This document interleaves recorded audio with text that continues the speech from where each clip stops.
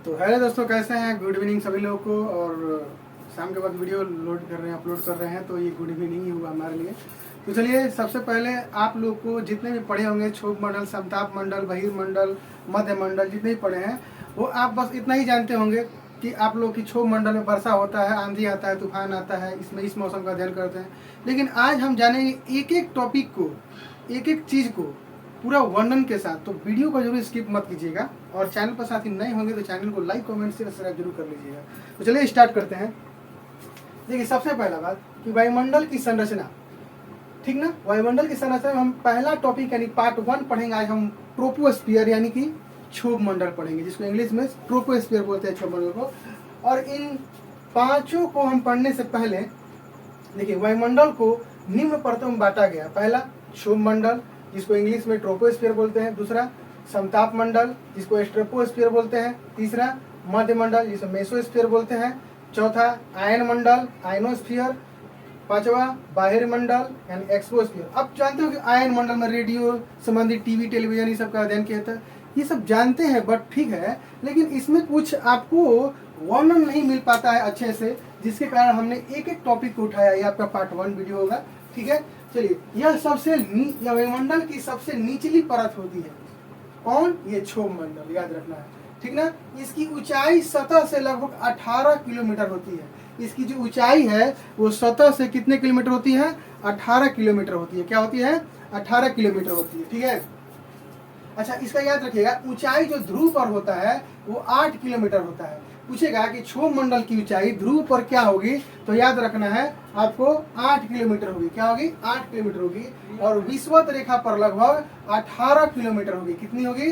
18 kilometre. दो point को आप लोग बहुत ही अच्छा से कॉपी पेन पर नोट कर लीजिएगा, ठीक ना। ऊंचाई जो होता है ध्रुव पर 8 किलोमीटर होता है, और विषुवत रेखा पर लगभग 18 किलोमीटर होता है। अगला पॉइंट, क्षोभ मंडल में तापमान गिरावट की दर 165 मीटर, ठीक ना, की ऊंचाई पर होता है। लेकिन 1 डिग्री सेल्सियस अथवा 1 किलोमीटर की ऊंचाई पर 64 डिग्री सेल्सियस होता है। कितना डिग्री सेल्सियस होता है? 64 डिग्री सेल्सियस होता है, यानी 64 डिग्री सेल्सियस होता है। अब जैसे कि अभी हमने बताया कि क्षोभ मंडल में बादल, आंधी, वर्षा, ये सब जितने भी मौसम संबंधी घटित घटनाएं होती हैं वो आपको किसमें होता है? क्षोभ मंडल में होता है। किसमें होता है? क्षोभ मंडल। कभी कभार क्या होता है, हिंदी में क्षोभ मंडल लिख करके ना आपको क्या देता है? आपको लिख देता है ट्रोपोस्फियर। तो आपको साथ साथ इसमें इंग्लिश भी आपको याद करने वाला है, आपको पड़ेगा। ये देखिए, मात्र एक ऐसा चैप्टर है, इसके इस टॉपिक के बारे में कह रहे हैं कि इससे हर एग्जाम में पूछ लेता है क्वेश्चन लगभग से, ठीक है। आगे, इस मंडल को हम संवहन मंडल, याद रखिएगा, क्षोभ मंडल को दो को नाम से जानते हैं। कौन कौन?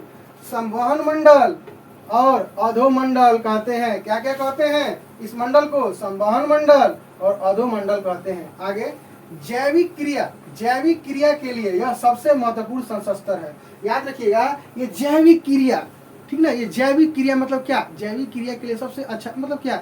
जो मनुष्य खेती बाड़ी, जितना भी मौसम संबंधी घटित घटनाओं के अनुसार अन्न उपजाए जाते हैं, देखते हैं कि सब भी मौसम के अनुसार ही फल सब्जियां मिलते हैं, ठीक है। तो यानी कि यह जैविक क्रिया के लिए सबसे महत्वपूर्ण संस्तर है। एक और बात, क्षोभ मंडल और समताप मंडल, क्षोभ मंडल और समताप मंडल को अलग करने वाले सीमा को हम लोग बोलते हैं क्षोभ सीमा।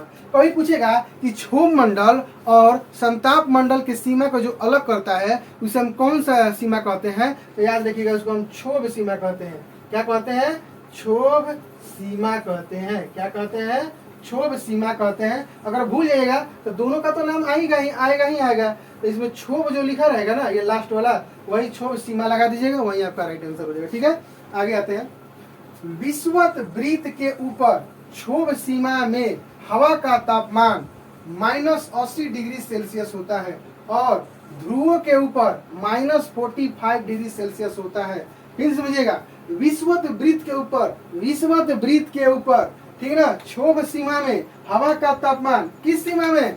क्षोभ सीमा, जो ही पढ़ाए हैं, जो अलग करता है किसको? क्षोभ मंडल और समताप मंडल जो अलग करता है, उस क्षोभ सीमा को याद रखना है। जो तापमान क्या करता है क्षोभ सीमा पर, याद रखिएगा, हवा का तापमान -80 डिग्री सेल्सियस होता है, और ध्रुव के ऊपर याद रखिएगा -45 डिग्री सेल्सियस होता है। इसको रट लीजिएगा। क्षोभ के सीमा पर कितने डिग्री सेल्सियस होता है तापमान, तो याद रखना है -80 डिग्री सेल्सियस। फिर पूछेगा कि ध्रुव पर कितना होता है, तो -45 डिग्री सेल्सियस होता है, यानी -45 डिग्री सेल्सियस हो जाता है, इसको याद रखिएगा। फिर पूछेगा क्षोभ मंडल और सम तापमान को अलग कौन करता है, तो क्षोभ सीमा, आपको ट्रिक बताइए याद करने का। यहाँ तापमान स्थिर होने के कारण इसे क्षोभ सीमा कहते हैं। बार बार क्षोभ सीमा आ रहा है, क्षोभ सीमा को नोट लीजिएगा जरूर। क्षोभ सीमा जितने भी रिलेटेड चीज लिखे हुए उसको जरूर नोट कर लीजिएगा। फिर से यहाँ पर याद रखना है तापमान स्थिर होने के कारण इसे हम क्षोभ सीमा कहते हैं। क्या कहते हैं, इसे क्षोभ सीमा कहते हैं। अगर तापमान स्थिर रहता है तो इसे हम क्षोभ सीमा कहते हैं। तो हमने एक टॉपिक को आज खत्म किया। देखिए पढ़ाने का तो हम 1 सेकंड में इसको पढ़ाकर 2 मिनट में खत्म कर देते हैं, लेकिन बात यहाँ पर यह है कि यहाँ पर एक एक चीज को हमने उठाया है, एक एक पॉइंट को लिखा है क्षोभ मंडल के बारे में, ट्रोपोस्फीयर के बारे में। तो कल हम लोग समताप मंडल के बारे में पढ़ेंगे, फिर मध्य मंडल के बारे में पढ़ेंगे, फिर आयन मंडल के बारे में पढ़ेंगे, फिर बाह्य मंडल के बारे में पढ़ेंगे। आप लोग को लेंथी ना लगे, लॉन्ग वीडियो ना लगे, छोटा छोटा वीडियो करके आपको डालने की कोशिश कर रहे हैं ताकि आपको भूलने की आवश्यकता ना पड़े। एक ही वीडियो में बार बार आप रिपीट ना करना पड़े, छोटा शॉर्ट वीडियो समझ के आप हर चीज को पढ़ सकते हैं। ठीक है, तो चलिए हम लोग मिलते हैं नेक्स्ट क्लास में। कैसा लगा वीडियो जरूर लाइक कमेंट शेयर सब्सक्राइब जरूर कर लीजिएगा, और ये चीज को शेयर किया कीजिए, सब्सक्राइब किया कीजिए, ये आपका दायित्व बनता है। मिलते हैं नेक्स्ट क्लास में, तब तक के लिए जय हिंद, जय भारत, मस्त रहिएगा, खुश रहिएगा, हर हर महादेव।